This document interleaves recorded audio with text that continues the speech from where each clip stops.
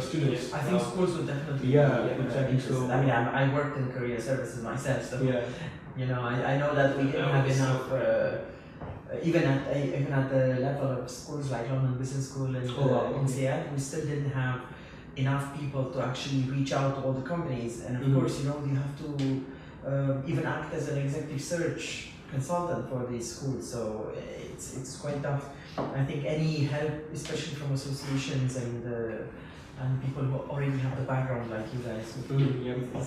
It was a personal need we felt, because when we graduated, we felt there was this something which was lacking, and this was something which was lacking, you know. So we felt, okay, why not we help, you know, people who could. And basically last time, since you mentioned INSEAD, last time we interviewed someone who was an alumni of INSEAD, you know. So you see like how it connects, you know, everything connects to everything, you know. So it's really good. Yeah. I mean, one of the problems that we keep seeing with our students, especially because we come from Pakistan and our country is not, it is a developing country, it's not a developed country. So the problem that we keep seeing is that students in the university, they don't really realize what are the options. Because if you don't know the options, you can't plan for them accordingly. So we think, oh, mechanical engineering, just get into the industry and that's it. They don't really know that there are companies who are working, for example, in airport consulting, specifically in airport consulting or manufacturing consulting, or companies that are into construction consulting, where you can work as an engineer on a very higher level, on a design level instead of a maintenance level. And I think these are the kind of things that we want to really bring up, that what are your options? Yeah. I mean, I think one of the things that is lacking in principle in the educational system is a course, an actual course related to career choices, career management, career success, you know. And in some universities in the US, what they do is they actually have these courses and they have credits and you have to graduate. So you really have to focus on it, you know.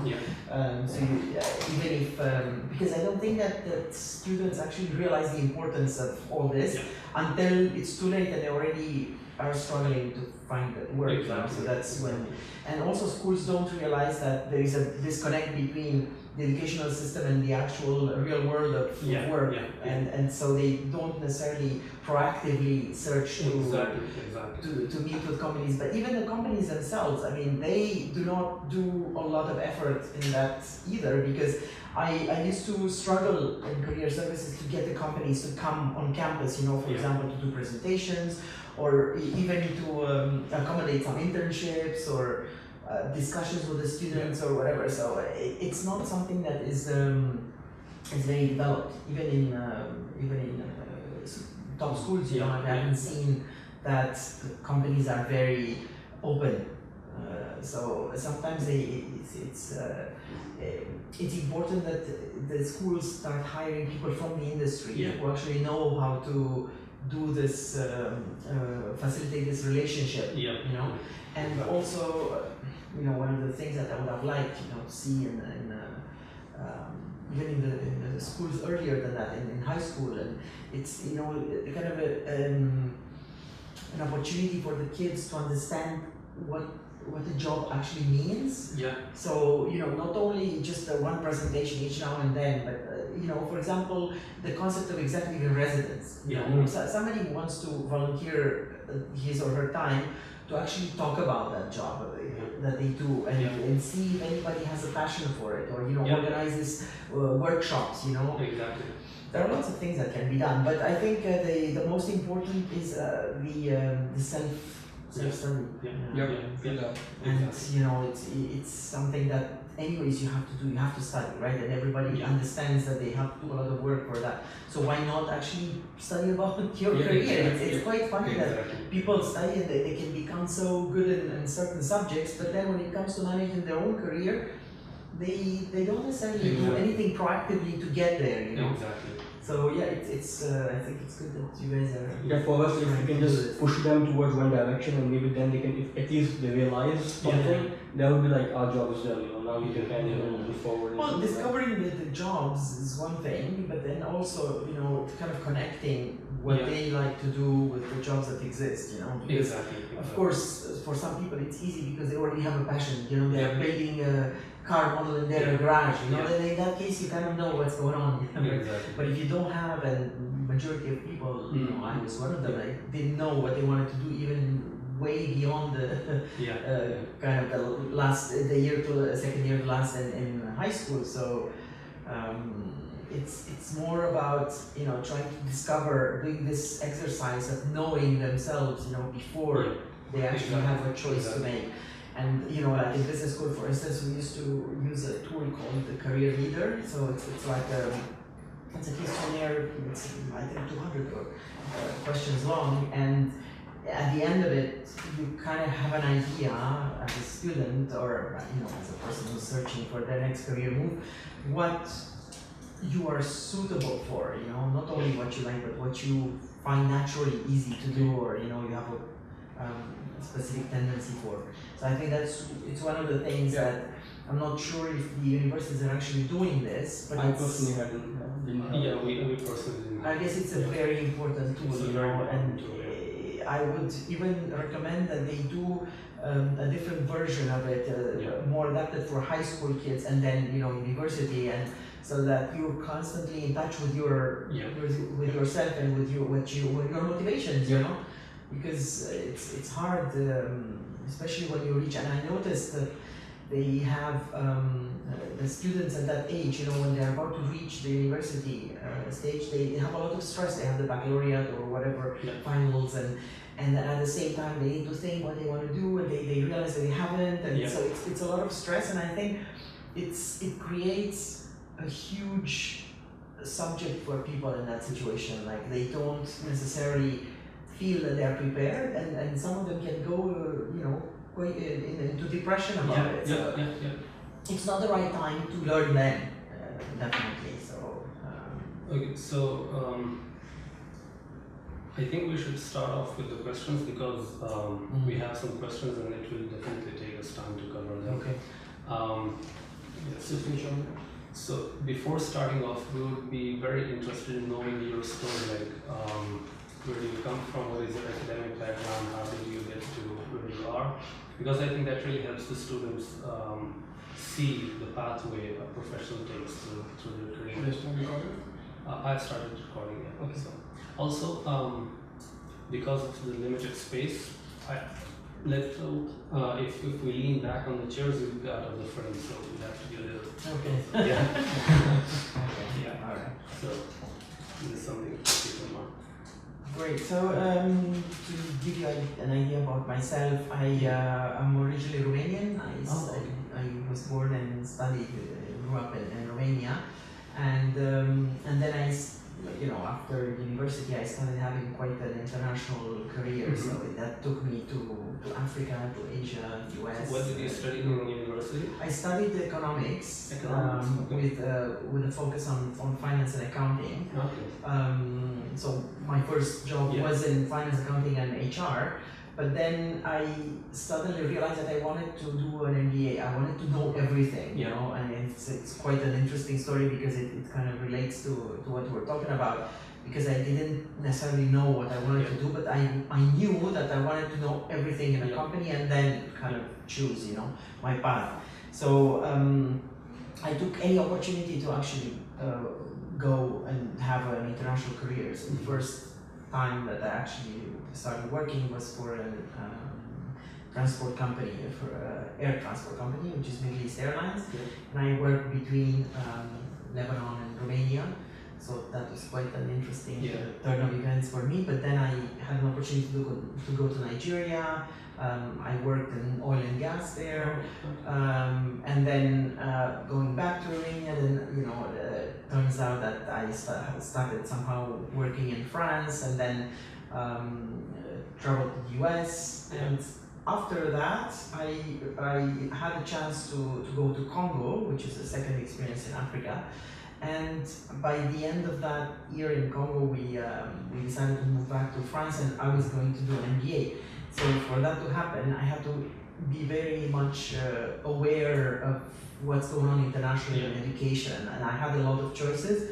So I focused on France eventually. I did my MBA, and then with that I stayed in France for a while, and I continued to work in marketing, business development, and then back to HR. So I kind of did a tour of any function in the company, starting with finance and then marketing and business development, and then realizing that all this combined really handsomely into a role in HR, because it kind of gives you the tour of anything you can actually do in a company, and then with that experience and with the business background and finance, you can actually do a better HR function, because you can actually connect people and numbers, right? So it wasn't a bad idea.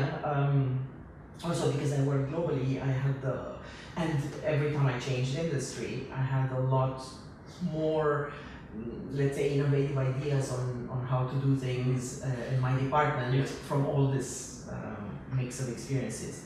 So currently I'm heading the HR function for this airport consulting company for the region of Central Asia, Middle East and Eastern Africa. So that's my story. Very good, very well done. So you mentioned you have done MBA after economics. We see a lot of engineers doing MBA after economics, like after undergrad degree. So how do you see the importance of an MBA? Like, what is an MBA in your opinion, and how important is it for an engineer or for anyone else coming from different backgrounds? I mean, in my case, I actually did my MBA in an engineering school. So it's a good question, because the majority of my colleagues were actually young engineers who had an option to do their last year in engineering school as an MBA. Or they could have finished and then go for a master's. Now, I believe that an MBA is probably one of the best choices that anybody could have done in my situation.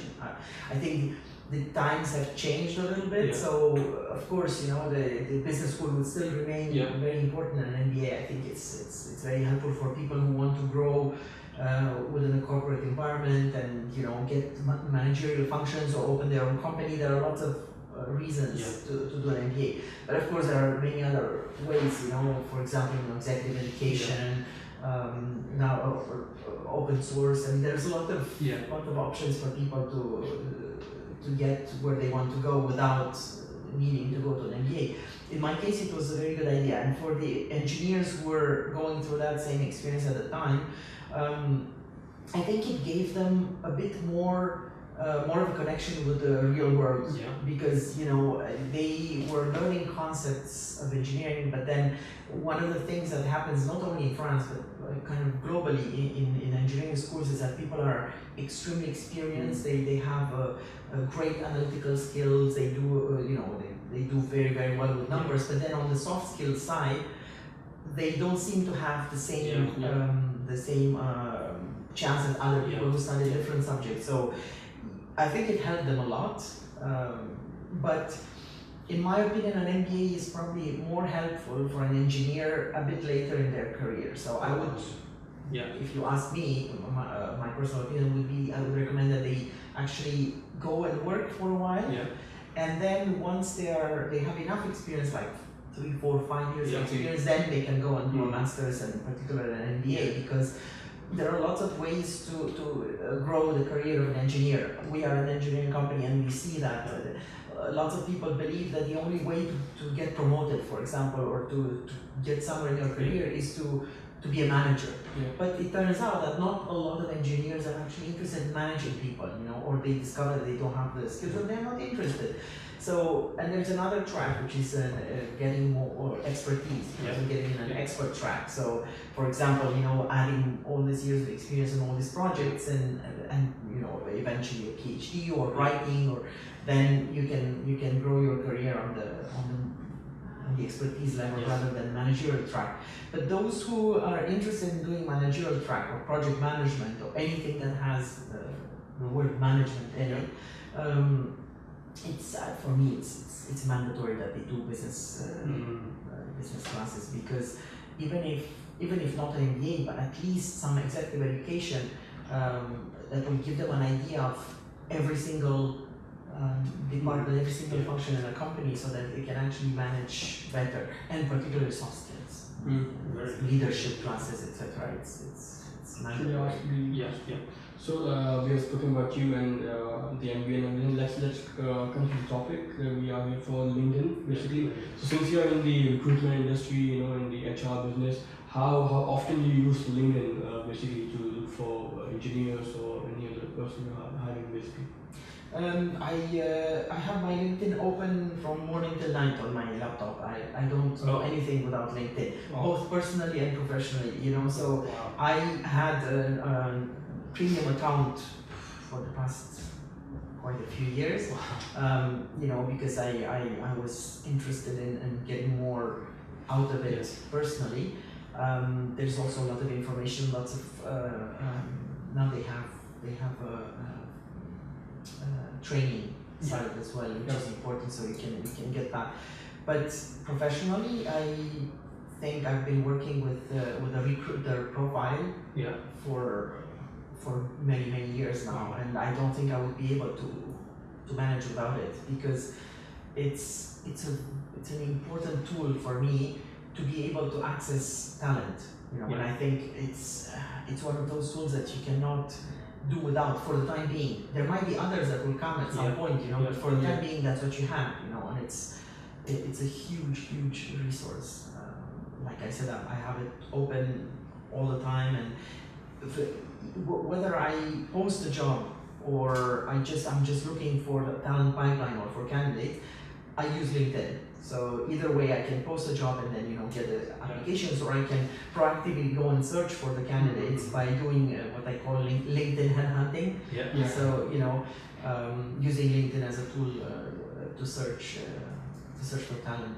Since you mentioned headhunting and looking for profiles, what specific things you look in a profile, you know, when you are checking out a profile, looking for someone for a specific role? So what do you specifically look for in a profile?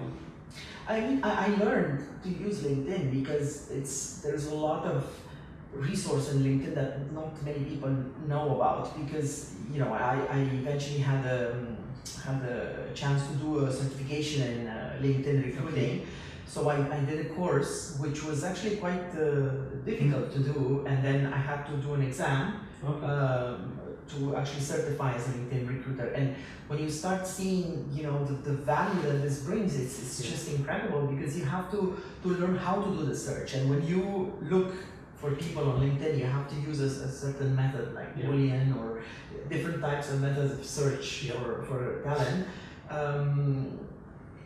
The way you do it, or at least the way I do it, is I'm looking at the job description. I'm interviewing managers, and then I'm getting a very good idea of what I'm looking for, and I have certain keywords. You know, obviously LinkedIn has evolved a lot. So now, if you have a LinkedIn recruiter, you can access a lot of advanced search categories. Like, you know, you can even search for a certain school or a certain training or certain skills.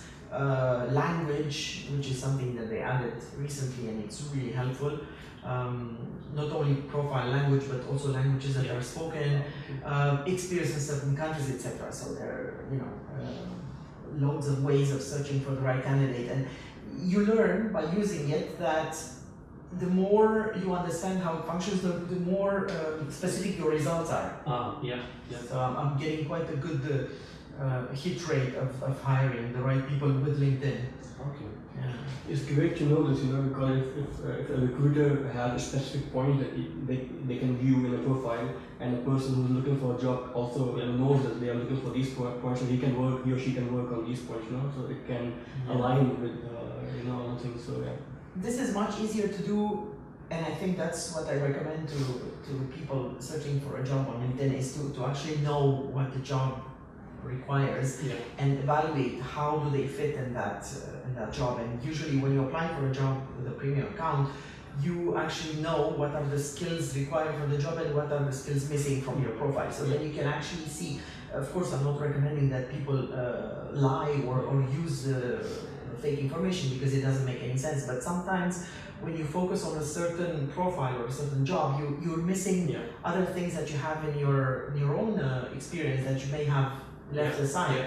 So that's why every single job is a project. You know, every job you apply for is a project. You have to take it from the beginning, look at the job description, see what they're looking for. First of all, evaluate whether that's a real job for you, or not just apply, you know, to anything.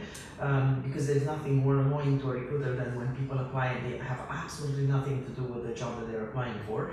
But once you saw there was a match, then to actually see what is it that the job requires and what is it that I can bring, and then, you know, grow your profile accordingly, and focus on certain experiences that are related to the job, and not just leave out what's important in the job, but keep talking about yourself in a very rigid way, you know. It's something that I keep seeing with candidates, unfortunately, in particular with not very experienced candidates. Since you mentioned about candidates, what mistakes have you seen people making in LinkedIn, you know, while using LinkedIn? What mistakes do candidates make basically when they're setting up their profile?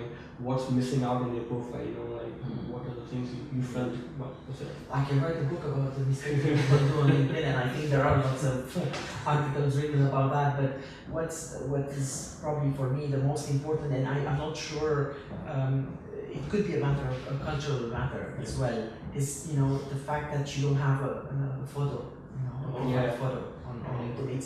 It's hugely important. I mean, there are statistics about your chances of being viewed and your chances of being contacted when you have a profile picture.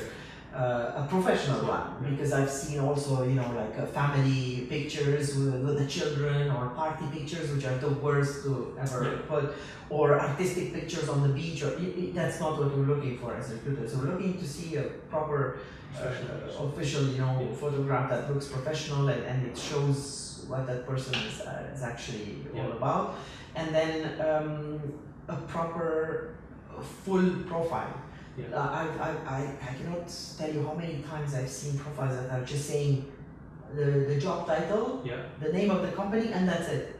And, you know, how would we be able to assess whether that person is a match, you know? So definitely those people will lose in that game, because nobody will contact them just by the job title. First of all, when we run a search in the background on LinkedIn, we tend to put a lot of keywords. We tend to put a lot of criteria, and then we tend to select as little as possible, you know, because of course it's very difficult to go through a huge amount of profiles, and even when people apply, it's the same thing. It's the same exercise, because you need to reduce the number of applications that you receive. And the closer you are to the job, the more chances you have to be contacted. On top of that, on LinkedIn, there is already a functionality that rates the candidates according to their fit to the job. So they give you like a certain percentage of skills that are suitable. And obviously, if you have on the other side, if you have a premium account as a candidate, you can actually see how you fit into that job. And sometimes you get, I don't know, you're among the top 50% or top 10% or whatever. That gives you already an indication that your hit rate of match is quite there. If it's low, then, you know. That said, I don't think that this functionality is really well developed, because I've seen lots of candidates who were rated very low, who actually fit exactly the profile of the job that I was looking for, and conversely, I've seen candidates who weren't actually a fit. So, but it's one of those tools that already gives you an indication of how to. But what's hugely important, and this is not my idea, I've actually seen it on a LinkedIn professionals article.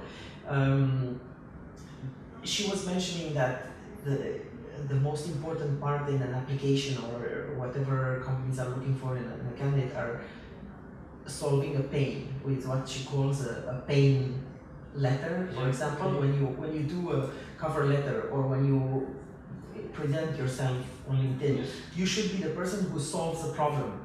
You should have in your profile something that will appeal to recruiters, because you will be a solution to their problems, right? So when you apply, or when you position yourself on LinkedIn, you have to say, I am the person who will come to your company, who already identify the problem that you have through the job description, or by knowing the industry, or by knowing your company. And now this is the solution I can bring, because I have done this and this and this in the past.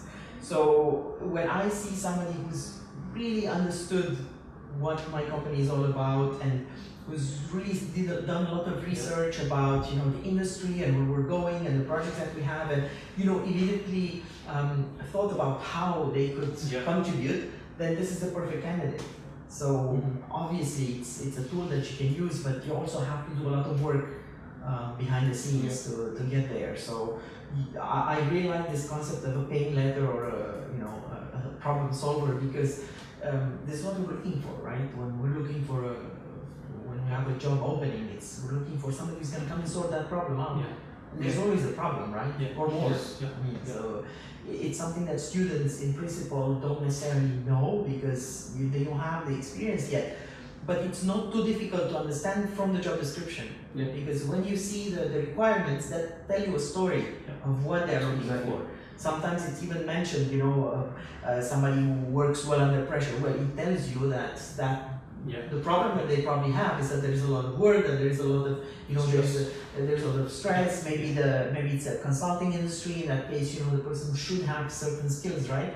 So you have to read not only the job description, but also between the lines, what is it that they're actually looking for.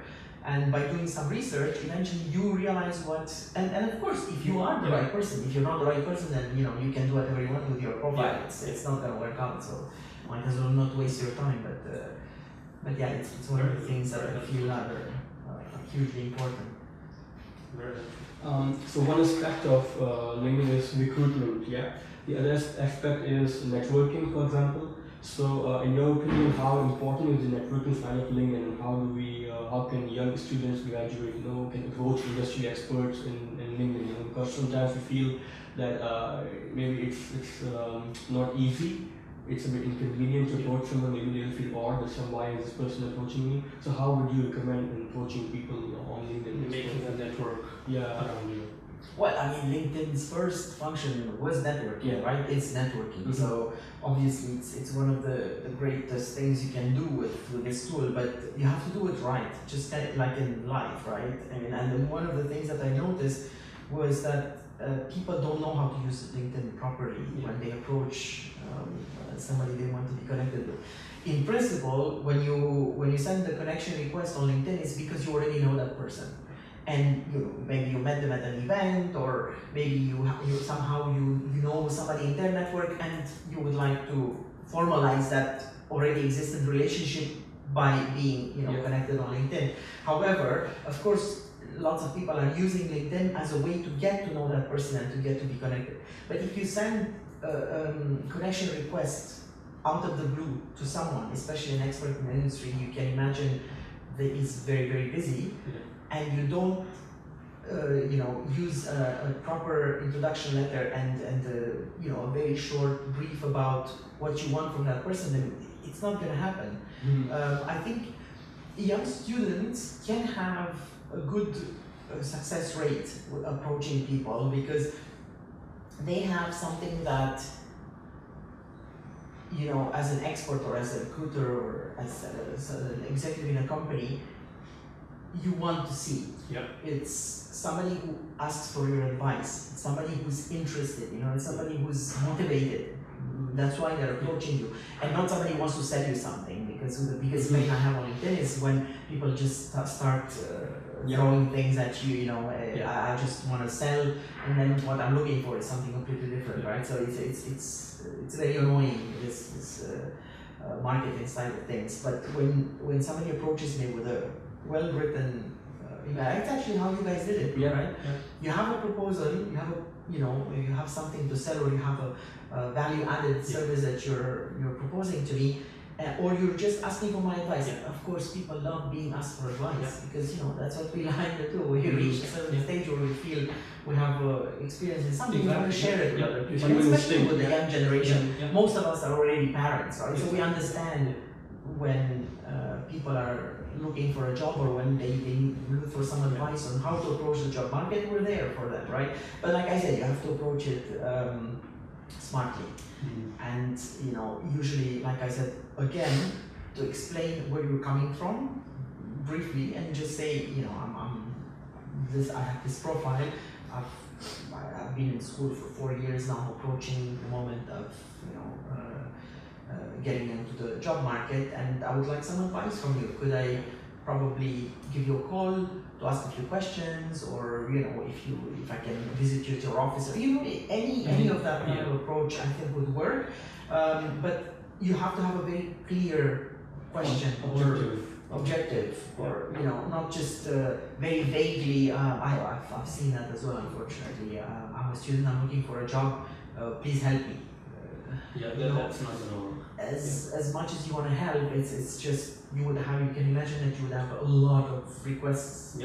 So you still have to stand out, even when you approach somebody who, and particularly if there's a link. I also want to see the link. If you approach me and you're a mechanical engineer, and I'm working in FMCG and marketing, and I don't see the connection. I don't see so you either make it very clear, because there might be and I'm not aware of it, or you just tell me you need and there's another thing on LinkedIn that can be used, which is to be introduced. It's an introduction request. So obviously there are a lot of second degree and third degree connections that you can approach to say, I'm interested in this person, you're connected with them, can I be introduced? So in that case, of course, I would understand that you're approaching me for that, not necessarily because I can give you something, but I can put you in touch with someone. That's possible, but like I said, it has to make sense, it has to be clear why, and also it's not hurtful if the universities already have a link with that company.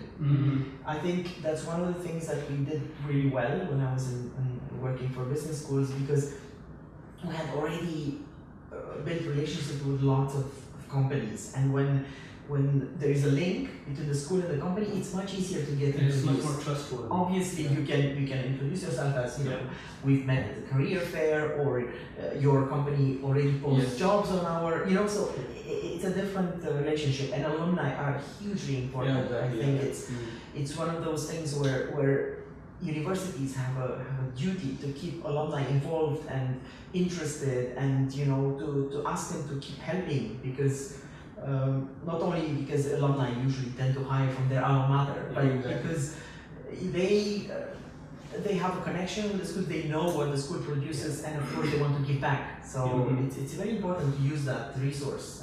I don't see it necessarily used very well at university level, and especially in any non-US university. US universities, I think they got it figured out. They offer certain experiences and certain emotional connection to the school that the alumni feel much closer to the school, and they feel more likely. I was talking to some universities in the US now who are saying that 85% of their recruiters are actually alumni. So it's a huge resource. You cannot dismiss it. And in a school like you were mentioning, in healthcare or something that is very specific or niche, you have to create those relationships, because otherwise, those kids will eventually graduate and they will not know where to start. At least get some information already, and some schools some companies that are already related to your school. So I'm really glad that you mentioned alumni, because whenever you open some company's LinkedIn profile, it says your alumni, your university's alumni works in this company. So it's such a good ice-breaking point. They can communicate with that person of a university. You can just say, oh, I'm a student of this professor, and since you're in the civil engineering department, let's say, do you know this professor? You're like, yes, and then you can start the communication, the conversation, and you can move from that point to the other point. It is the same point that was raised by the management consultant the other day. It was like, as an INSEAD graduate, we have all these CEOs, these so many CEOs right at the email, like first name email basis, because of our alumni connection. Like we have approached to them because of that INSEAD connection that we have. So it's a very important point that you've raised. Yes, and in business school particularly, I think that's one of the reasons that I feel that doing an MBA is probably one of the best things you can do, because in particular in a very good school that has a huge global network, because then you feel connected everywhere. Yes. And also because LinkedIn is offering this great functionality, which is, you know, to see who works there and how that can benefit you personally, and also because there are groups, right? There is this possibility to belong to groups on LinkedIn. Even if you're not connected to the people, you belong in the same group, and you can choose it by either by the school or by the interest or by the industry or whatever, and then you become part of that group and you can start connecting. I suggest definitely that students in a particular track should start becoming, you know, members of different groups that are professional groups and make themselves known. This is also important. Like, it's like anything else in marketing. The more visible you are, the more chances you have for people to notice you. Of course, not just posting nonsense or, you know, kind of Facebook type of posts on LinkedIn. That's not the place for it. But I don't know, forwarding an article or giving your opinion on a certain subject, or, you know, asking for questions on to companies. You know, connect with the companies, be part of their community. You know, I like it when people actually follow my company, and as a LinkedIn recruiter, I can see when somebody is already a follower or a client or is always, you know, up to date with the activities. Because first of all, they learn about my company, they know the news, and they can approach it from that perspective, you know.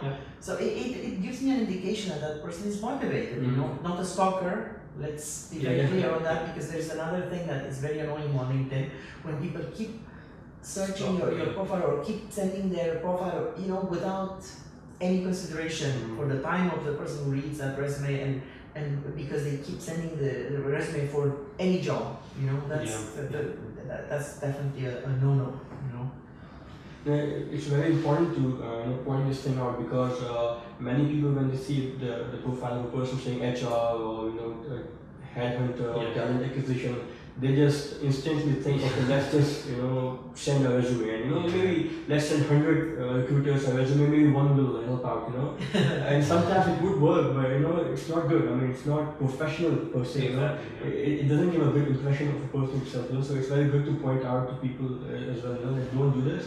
You know, be objective, you know, have an objective in your mind, and, you know, approach them properly, you know, with an objective in your mind, basically why you're looking for something, and, you know, go do that. Actually, it's interesting that you say that, and it's quite important, because there are two things. One is, yes, it's important to approach people in the right way and to send your resume to the right job, etc. The other thing that you need to see is also how you approach recruitment agencies, for instance, and who do you approach in HR. Many people confuse human resources with the person who's going to hire you. As for example, as an HR director, I would not normally be the right person to approach for a job. You know, the most important thing to do is either you get in touch with the recruiters or you get in touch with the actual functional head of the department that you're heading towards. Because there are two things here. One is that the human resources professionals do not necessarily get involved in recruitment. I do, because I have a passion for it and because it's one of my strengths, so I want to do it. But it's not necessarily a given. Two, because as HR professionals and people who don't necessarily come from the business itself, we don't have the technical capability all the time to understand the demands of that role. And sometimes we can give profiles that are not necessarily the right ones, or we don't necessarily fully understand what the hiring manager is looking for. Most of the time it's working, but nobody is better than a hiring manager to tell you, you know. And it doesn't mean that you have to approach them and say, this is me, this is my CV, but also to get more information about the job, or to position yourself as a potential candidate, because you can say, I noticed that there is a job opportunity posted. I'm assuming you're the person hiring for it, and I guess that this is your problem.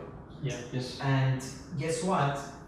I am the person who's gonna solve your problem. Because of this. And, you know, why don't you particularly apply? You know, lots of companies have already ATS, you know, applicant tracking systems, and you know, software for recruitment. So we want to have all our candidates in one place. We want to have a talent pipeline. That's why we actually buy these systems. So when a candidate approaches me on LinkedIn and tells me, please review my profile, and doesn't say anything else, there's nothing more annoying. And even if they fit, I have to answer them, telling them, please, can you go through the regular channel and send your resume. I want to analyze your resume in that context, Yes. and you will be in the system. Otherwise, they are trying to make me work to add their profile in the system and then follow up on them. So do what it says on the tin. If they ask you to apply on the company website, then apply on the company website, and then approach me on LinkedIn. That is good. Makes sense. Yeah. Then you can tell me, I already applied.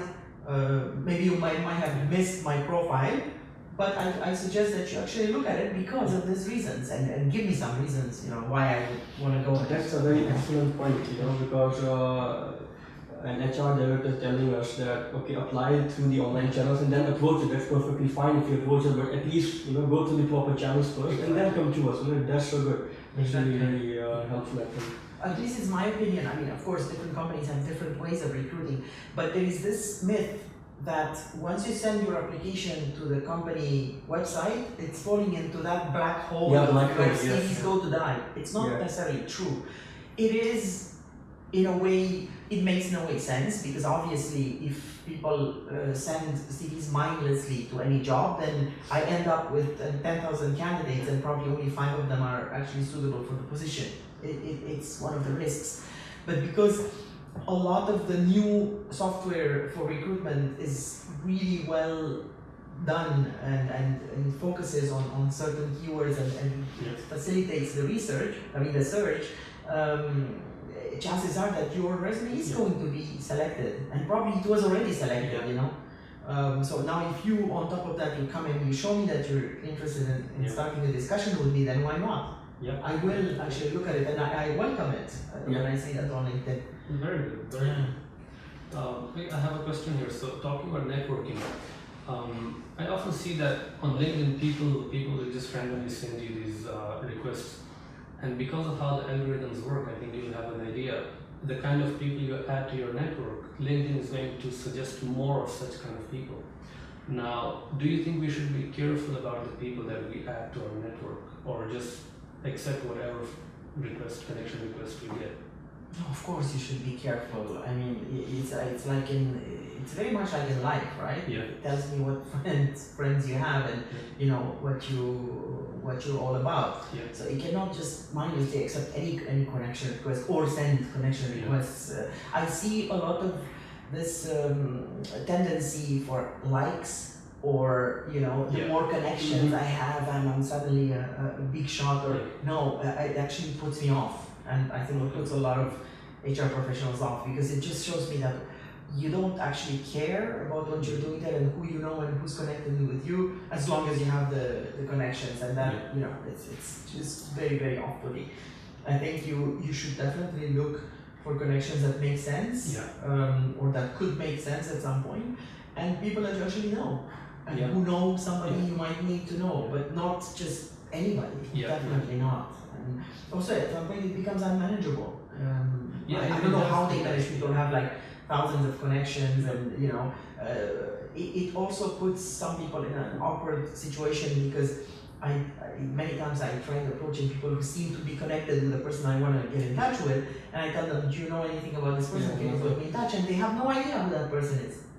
I find this unacceptable. I mean, why on earth would you be connected on LinkedIn with somebody you have absolutely no idea about? You have to have some kind of reason for that connection. Otherwise, it's a waste of time for everyone.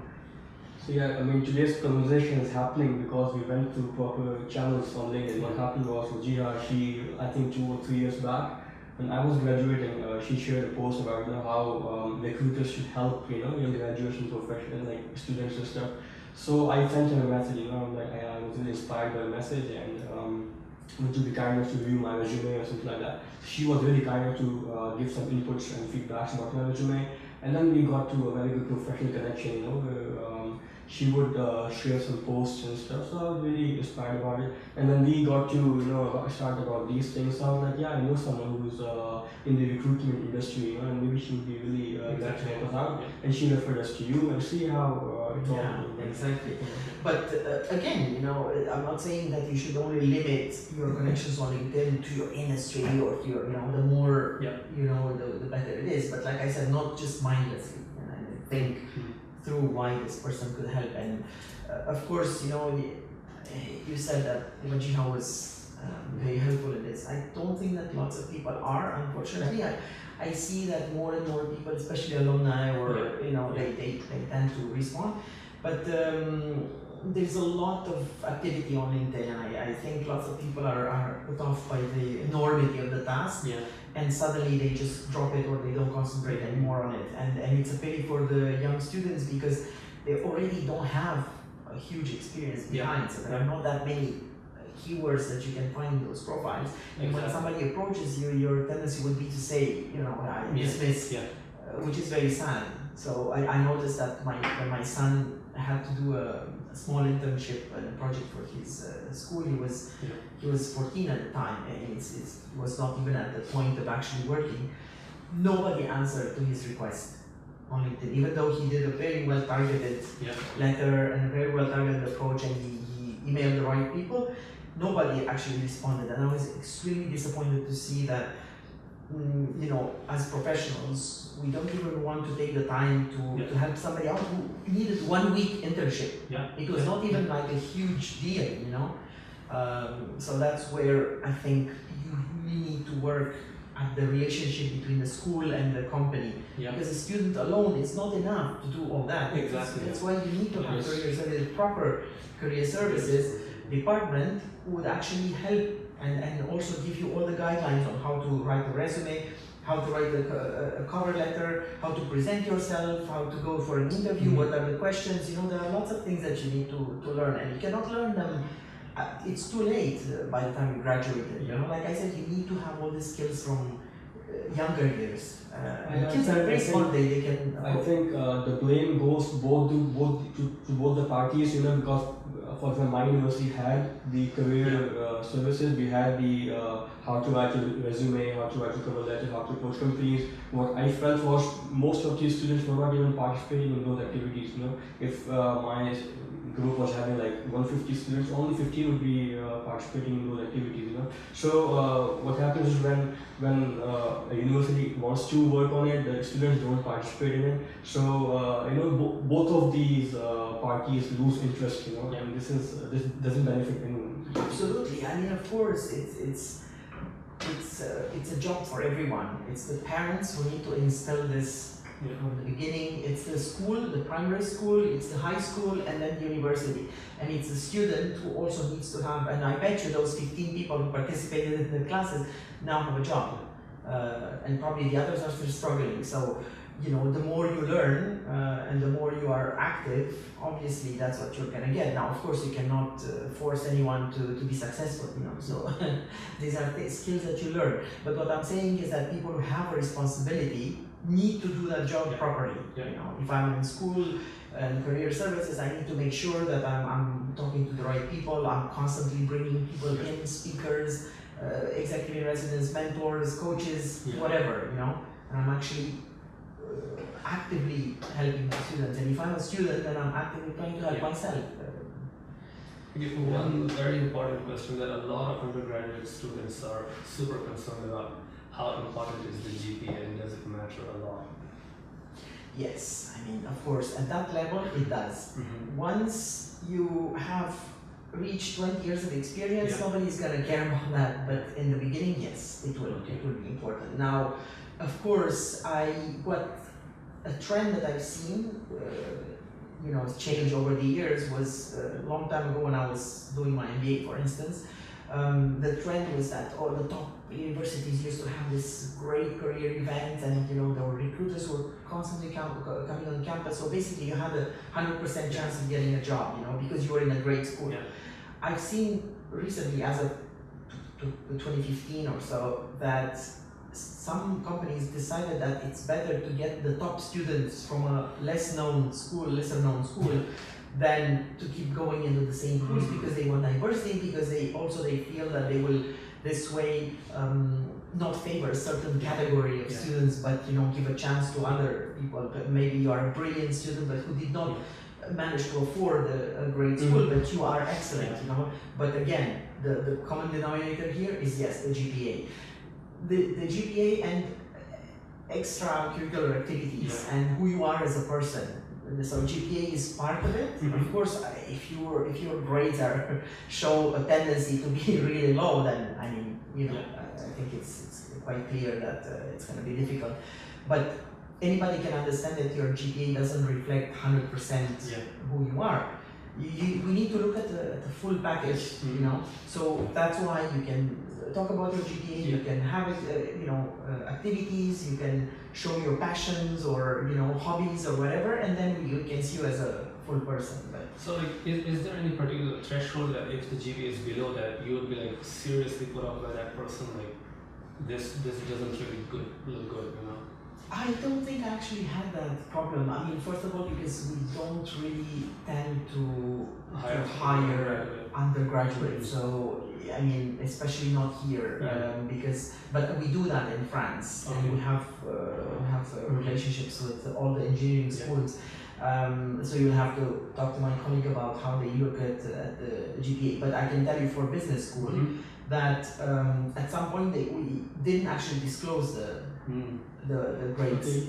We didn't disclose at business school level because we wanted the companies to actually give a chance to the person, look at them, give them the possibility. Because sometimes you can be great at the passion that you have, but they're not as good in the others. And people tend to be too focused on the grades and less focused on the rest. So at that level, it's a bit different. But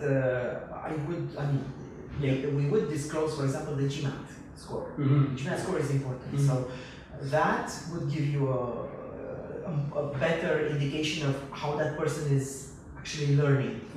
Because one of the things that we're looking for as recruiters is how fast will this person learn? Not what they know, but what they can learn. And the capacity for learning is very, very well measured by the GMAT score, I think. In my opinion, I feel that it's one of the very good indicators of the performance of that person in the job from the perspective of learning. Of course, there are many other things that you have to take into consideration.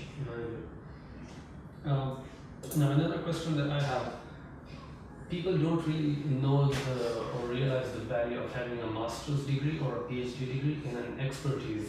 For example, as an engineer, what would be the value of having a master's degree and a PhD degree compared to someone who has an undergraduate degree with, let's say, 9 years of experience, the time it takes to have a master's degree and a PhD degree? How do you say they both compare? Someone having undergrad with experience and another person having that level of expertise? The education, the higher education, tells me something about the individual, that is somebody who's always in a quest for learning, and this is one of the key skills for an engineer or for any other track for that matter. But it only gives you a certain idea about the person. Yes, this person wants to learn, they did the master's, they did the PhD. For the master's degree, we tend to like master's degree after a certain number of years of experience, and you went back and you did the master's, great. For the PhD track, I'm not so sure how that will be seen by the recruiters, because it will all depend on what level you're hiring that person for, especially an engineer. Why would you do a PhD? Usually that's for research. It's to teach or to get very deep into a certain subject that you're passionate about. So it seems less corporate or less hands-on. It's one of those things where if you want to work in research or in R&D or in, you want to teach, then I completely understand.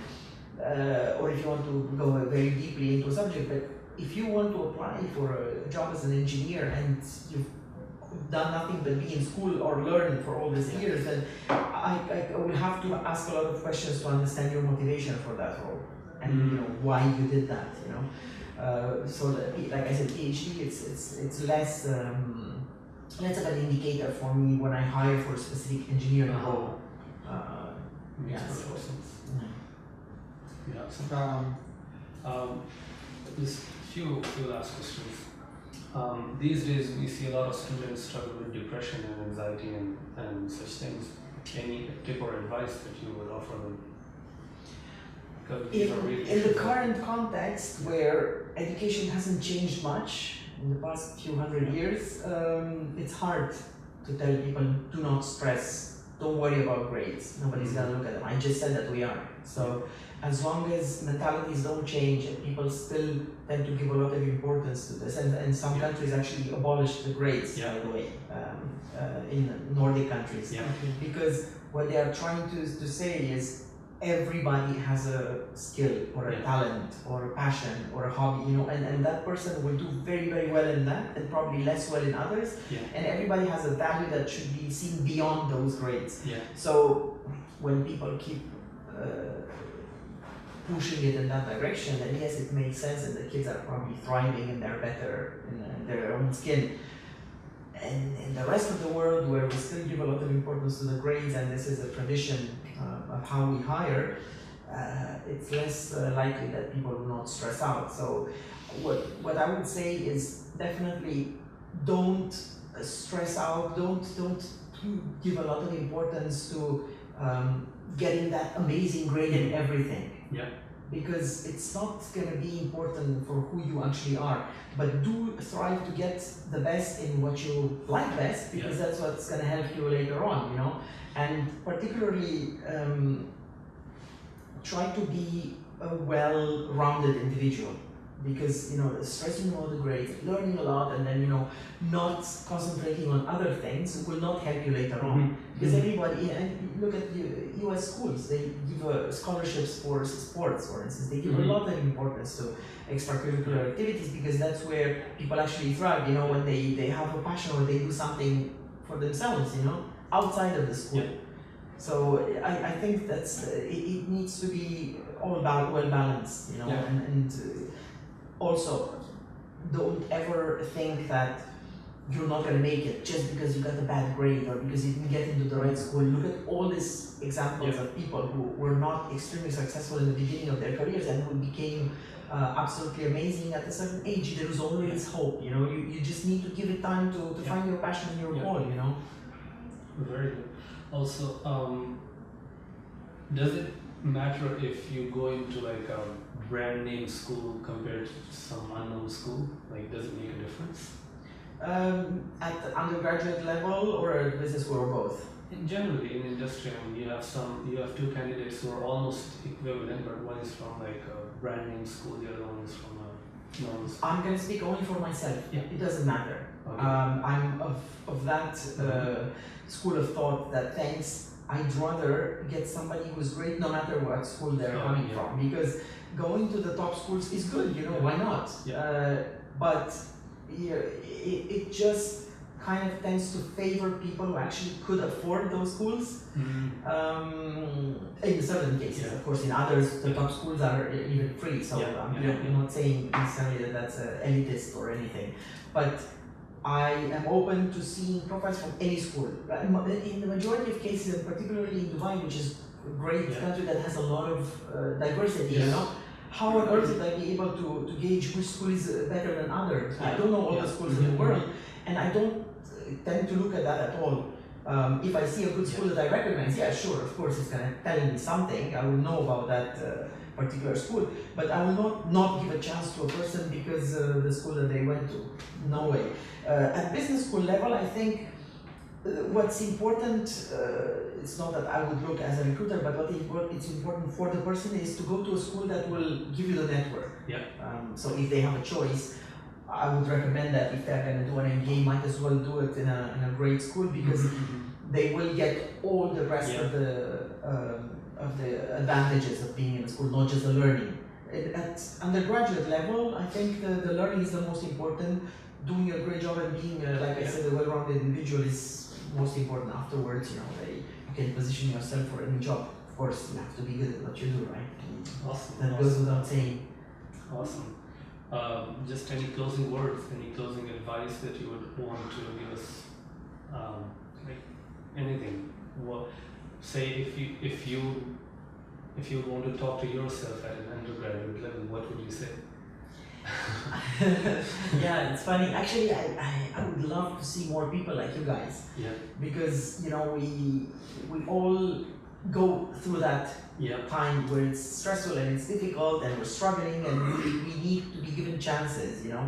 And the more we do for others, the better it is, right? Yeah, Because yeah. if everybody remembered their struggle and helped other people, I think everyone will have a great network and everybody will eventually end up getting a proper job. Yeah. It's not like that, but I'm hopeful because I think the education system is slowly changing and it's getting somewhere where hopefully with all these tendencies of artificial intelligence and all the developments in that, it will give different trends for recruiters, so they will not necessarily still get stuck in the past. And the other thing is that the millennials and the new generation is getting more and more demanding and more knowledgeable. Mm-hmm. So I think that will also accelerate things. I'm very hopeful, for people like you guys, because you'll help, you'll get active, you'll have ideas on how to use the power of all these changes to make it happen for others. But if I had to say something to myself is, at some point it doesn't even really matter what you study as long as you find your passion. Oh, okay. Wherever that is, because I did an undergraduate in economics because I thought it was going to be very interesting and definitely it's helpful. I did finance and accounting. This gave me a mind for numbers. But my passion was somewhere else. Yeah. I liked to work with people, I wanted to match people with opportunities. And then, of course, it didn't necessarily matter that I studied that. Today, I'm very happy where I am, and so that's my two pieces of intelligence for other people to make sure that they just don't give up, and keep searching. Eventually, you will find what you're looking for. Perfect. Thank you so much. Thank you so much for your Well, time. thank you guys for what you're Yeah, doing. I'm gonna yeah. follow up closely to see how you're. We'll be hopefully publishing this video next week, and we'll share the results with you as well. Yeah, please do send it to me before you yeah. publish. Yeah.